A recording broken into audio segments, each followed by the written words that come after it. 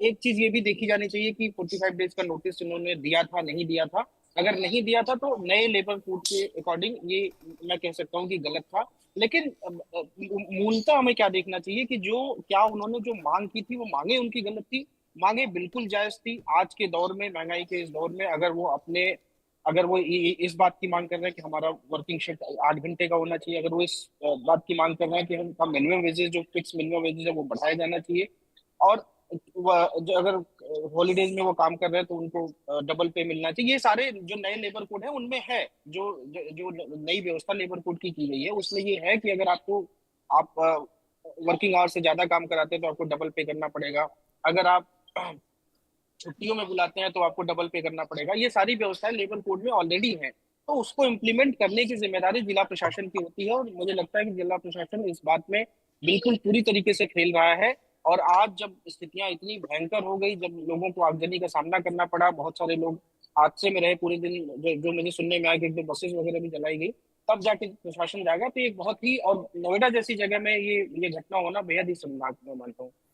आनंद दुबे, प्रवक्ता बीजेपी, हमारे साथ मौजूद हैं। आनंद जी, आपकी सरकार क्या कहेंगे इस घटना को लेकर? देखिए,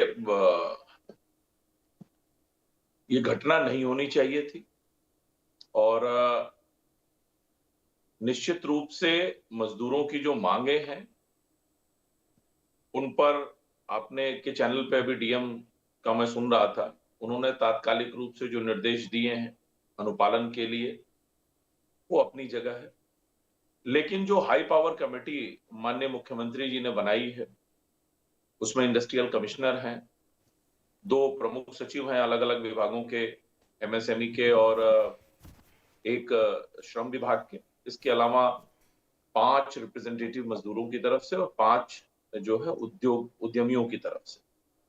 ये सभी स्टेक होल्डर्स बैठकर और जो भी मांगे हैं मजदूरों की, उन पर वार्ता करेंगे, और मजदूरों के हक में जो बेहतर से बेहतर हो सकेगा, जो उनकी मांगे हैं, जिस भी प्रकार की मांगे हैं, उन पर गंभीरता पूर्वक विचार होगा, और उनको लागू करने का सरकार जो है वो वादा करती है कि जो उनकी जो भी जायज मांगे उसको हम इंडस्ट्रीज के साथ बैठ के एक रास्ता निकालेंगे।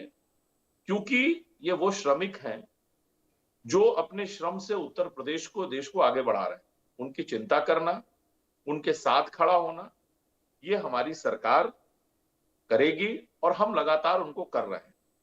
और निश्चित रूप से जिस तरह से उत्तर प्रदेश में निवेश आया, इंडस्ट्रीज बढ़ी और लोगों को रोजगार के अवसर मिले हैं, लेकिन अगर कहीं कोई कमी है, कहीं किसी तरह की कोई लापरवाही है, कहीं कोई अगर इंडस्ट्री में उनका कोई शोषण हो रहा है या उनके साथ, तो उसके खिलाफ कार्रवाई भी होगी।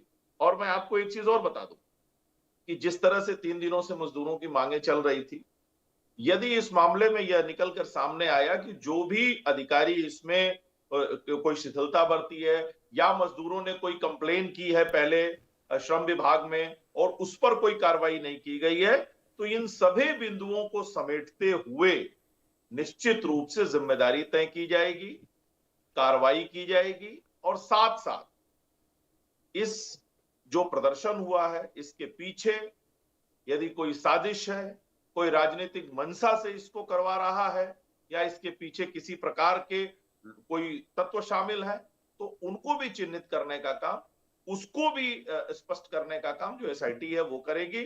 और बाकी चीजों के लिए हाई पावर कमेटी बनी है। मैं आपको आपके चैनल के माध्यम से मैं सभी मजदूर भाइयों से ये अपील भी कर रहा हूं और उनको विश्वास दिलाता हूं कि सरकार आपके साथ है, और आपकी जो भी मांगे हैं, जितनी भी जायज मांगे हैं, उनको पूरा करने का काम सरकार करेगी। मेरे साथ अखिलेश कटियार हैं, समाजवादी पार्टी के नेता हैं, प्रवक्ता हैं। अखिलेश जी, आपकी राय इस पूरी घटना को लेकर? मनोज जी नमस्कार, ये सभी दर्शकों को मेरा प्रणाम। 2 बातें आपने बड़ी शुरुआत में भीड़ तंत्र से शुरू की अपनी बहस को। भीड़ मनु जी किससे बनती है? लोगों से। लोग इतने भारी तादाद में इकट्ठे क्यों हो जाते हैं? जब उन्हें न्याय नहीं मिलता, उनका अधिकार नहीं मिलता। जब उनका न्याय और उनके अधिकार उन्हें लगता है उन्हें नहीं मिलता है, तो वो आंदोलन करने के लिए वो इकट्ठे होते हैं और एक रास्ता चुनते हैं आंदोलन का। जब तक लोगों के साथ ऐसा होता रहेगा, तब तक इस तरीके की वारदात होती रहेगी, घटनाएं होती रहेंगी। ये पूरी तरह प्रशासन का फेल्योर है मनोज जी। एक बात। हम दूसरे मुद्दे पे आते हैं कि जो बातें आज कही जा रही हैं, इसमें कौन सी मांग है मनु जी जो गलत है? भाई, क्या मिनिमम वेजेज नहीं मिलना चाहिए? सबको मिलना चाहिए। आपके यहाँ लेबर कमिश्नर है, लेबर अफसर है, आज ईएसआई के अधिकारी हैं, प्रोविडेंट फंड डिपार्टमेंट बना हुआ है, इंडस्ट्री डिपार्टमेंट बना हुआ है, लेकिन जब ये डिपार्टमेंट कलेक्शन में लगे रहेंगे, ड्यूटी 8 घंटा करो या 12 घंटा, 24 दिन करो या 30 दिन करो, यहां कोई लेना देना नहीं है। मजदूरों के हाल बहुत खराब है। अच्छा, दूसरी बात मनोज जी, इस हाल अभी यहाँ पे व्यवस्था ये है कि उन्हें गैस भी नहीं मिल रही। गैस सिलेंडर की भारी कालाबाजारी नोएडा में या पूरे देश प्रदेश में चल रही है, सरकार उसमें भी कुछ नहीं करती।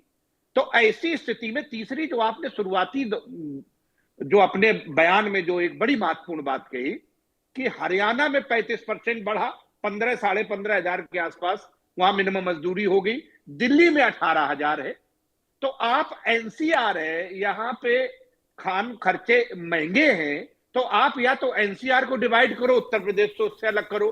अगर आप गोरखपुर का मजदूरी, बस्ती की मजदूरी, फैजाबाद की मजदूरी और नोएडा की मजदूरी में आप फर्क नहीं मानते हैं, जो लाइफ स्टैंडर्ड है वहां खर्चे आप लगभग बराबर मानते हैं, तो क्या ये पैमाना ठीक है?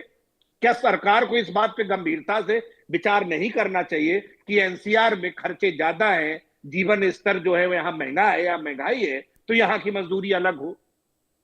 और तीसरी एक बहुत मनोज जी जो महत्वपूर्ण बात है, जो एनडीए सरकार के बाद एक ये पहले स्कीम लेके आए नीम, फिर दूसरी स्कीम लेके आए नेप्स, फिर तीसरी स्कीम वीवॉक, दुनिया भर की जो स्कीमें लाई गई उसमें क्या होता है, इन्हें अप्रेंटिसशिप कराइए, पूरे मजदूर की तरह काम लेते हैं, अप्रेंटिसशिप के नाम पे उनका प्रोविडेंट फंड खा गए, यहां के उद्योगपति उनका ईएसआई का अधिकार खा गए, लेकिन सरकार उसमें हिस्सेदार बन गई।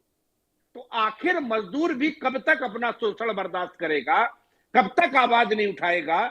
हम किसी भी ऐसी घटना को हम कभी नहीं समर्थन करते हैं जो हिंसा का रास्ता तय करे, लेकिन जो भारतीय जनता पार्टी इसमें भी राजनीतिक मामला ढूंढ रही है कि अगर इसके पीछे कौन है। अरे भाई, मजदूरों के पास गैस नहीं है, चूल्हा जला के रोटी बना रहे हैं, इसमें आप साजिश ढूंढ रहे हो?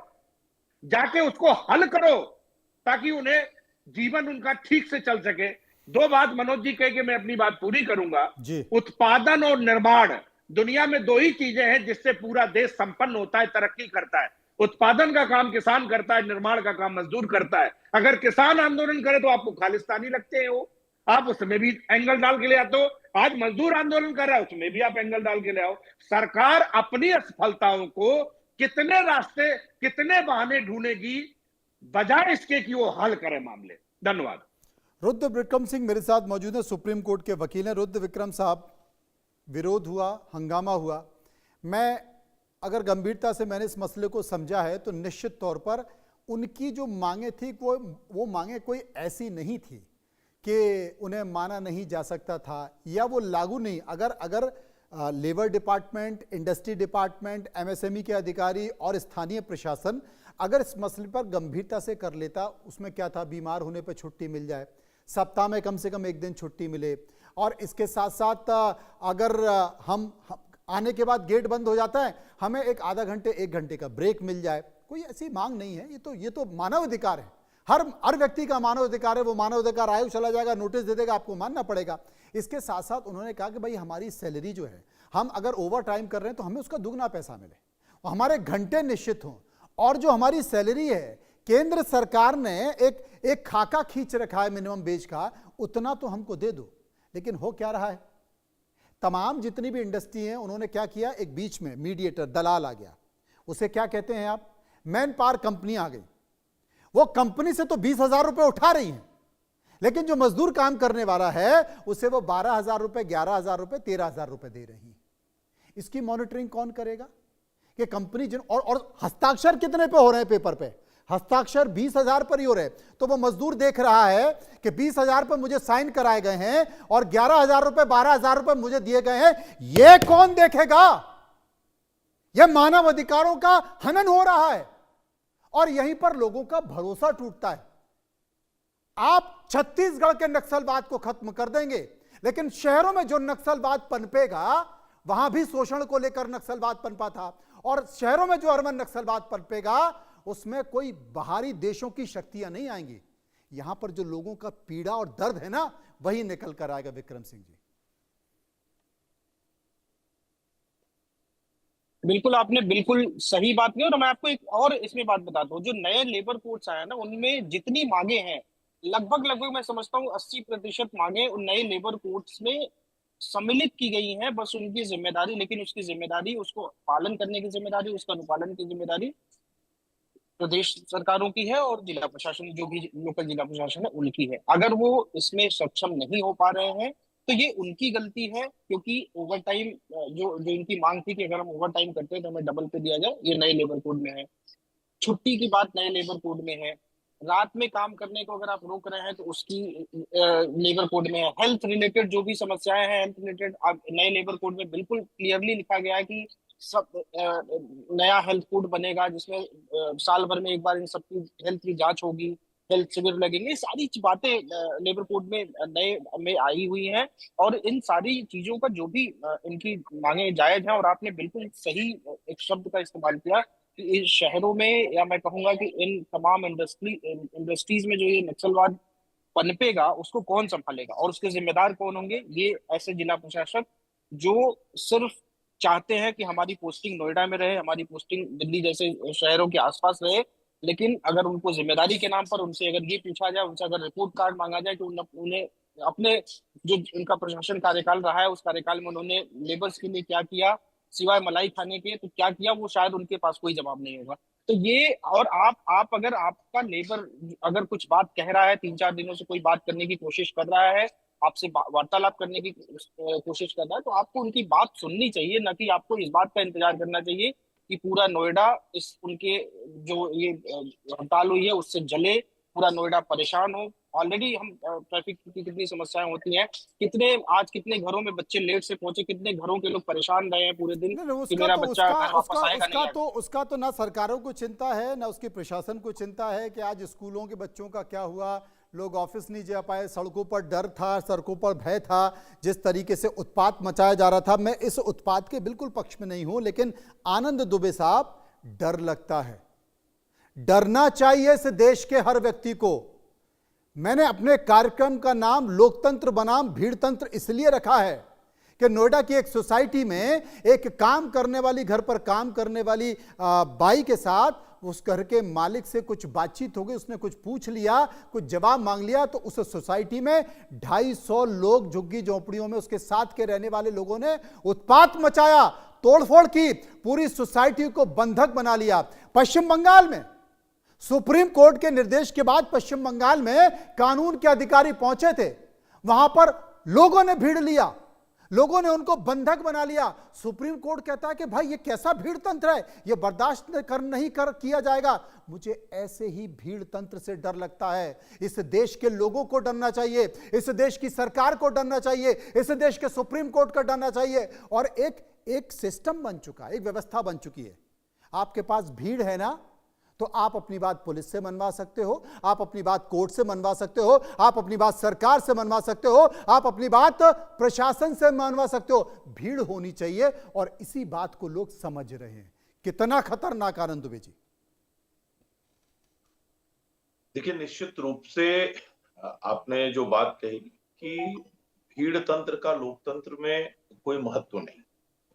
कोई भी भीड़ अगर इस शक्ल में सामने आए कि वो हिंसा करे, उपद्रव करे, या किसी, देखिए हर चीज का समाधान बातचीत है। आप चाहे हिंसा के बाद भी बातचीत करते हैं, और ये काम हिंसा और उपद्रव से पहले भी किया जा सकता है, बातचीत। जहां तक मेरी जानकारी और जो बातें अभी तक सामने आई है, उसके हिसाब से प्रशासन पिछले 3 दिनों से इनसे बातचीत कर रहा था। उसमें जिला प्रशासन भी था, पुलिस प्रशासन भी था, और अथॉरिटी के लोग।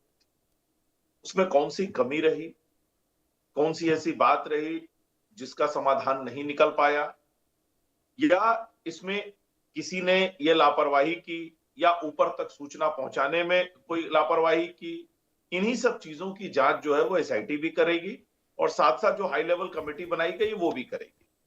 और मैं एक चीज बहुत स्पष्ट कर दूं